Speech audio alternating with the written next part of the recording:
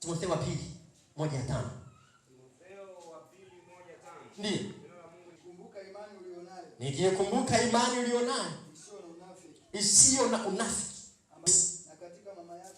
na katika mama yako Eunike, nami nasadiki wewe unayo.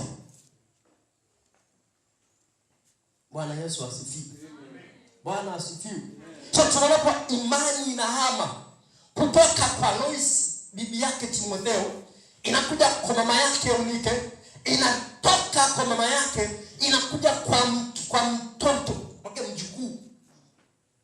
Si ndio? Hiyo ni nini? Faith. So faith inaweza kutransfer. Mwasheba, your faith to be inaweza kwenda kwa mtoto wako, ikahamia ikaenda na kwa mtoto wa mtoto wako. Sasa hiyo ni imani, and it's a good thing. How about laana? How about moyo wa kutokumpenda Mungu? Yesu asifiwe.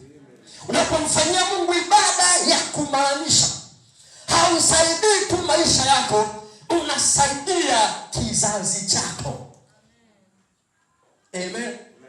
Amen. Kama wazazi wako, kama babu zako, kama watu wa nyuma hawakuwa wanamcha Mungu, kutokea kwako kikazaliwe kizazi cha watu wanaomtafuta Mungu kwa jina la Yesu. Misingi ya vizazi na vizazi vikaanzie kwako, kwanza kwenda mbele na kuinuka. Bwana Yesu asifiwe.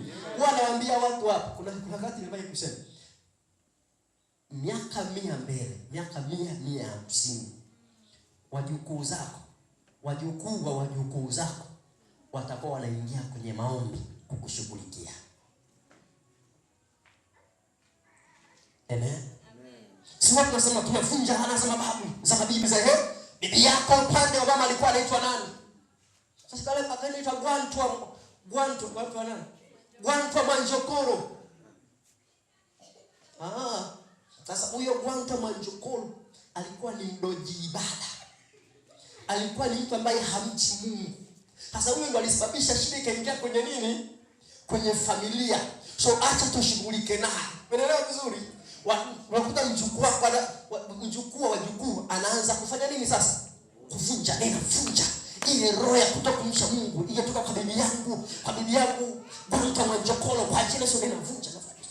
Hivyo wewe unafikia hapa kanisani watu tunavunja nini? Tunavunja laana za mababu. Au babu ni mababu zake wanani? So wewe leo unaweza kuamua aina ya kizazi ambacho unataka kije kuwa baadaye. Amen. Amen. Wewe ni mtu akwenda kuinua misingi ya kizazi chako kwa jina la Yesu. Nasema kama ni mtu kuinua misingi ya kizazi chako kwa jina la Yesu.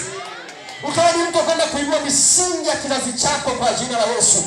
Viko vitu vimepotea kwenye koo zetu. Ziko nguvu zimepotea kwenye koo zetu. Wewe Mungu amekupa neema ya ibada, ukawe sababu ya hivyo vitu kuinuka kwa jina la Yesu.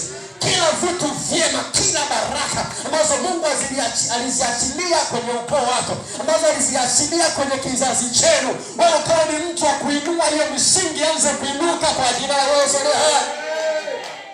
Amen. Haijalishi nani alibomoa, hiyo sisi haituhusu. Mimi nakufanyia Mungu ibada, mimi ndo mtu akusimama mahali palipobomoka.